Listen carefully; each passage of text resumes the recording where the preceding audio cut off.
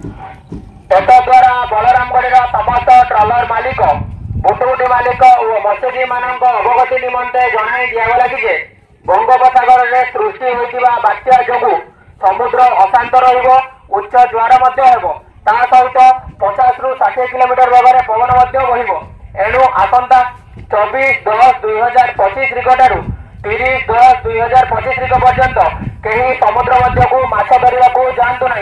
जो मैंने समुद्र मध्य को माछ धरने को जाइछन्ति तुरंत कूल को फेरी आसतु। डंगा जाल सुरक्षित स्थान में रखु।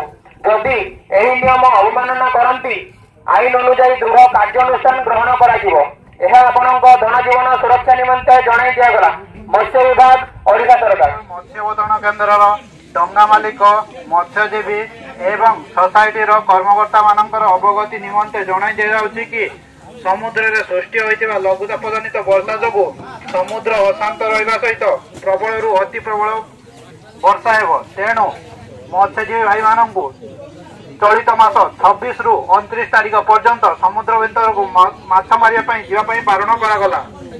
तत्सहित जो मैंने जाइछन्ति आज कूल को तुरंत फेरवा जनातु। जाल एवं डंगा को सुरक्षित स्थान रखा सहित निजे मध्य सुरक्षित स्थान रुहतु। यही बार्ता धन एवं जीवन अत्यंत जरूरी अटे। सहकारी मत्स्य अधिकारी सामुद्रिक संप्रसारण चंदनेश्वर। धन्यवाद।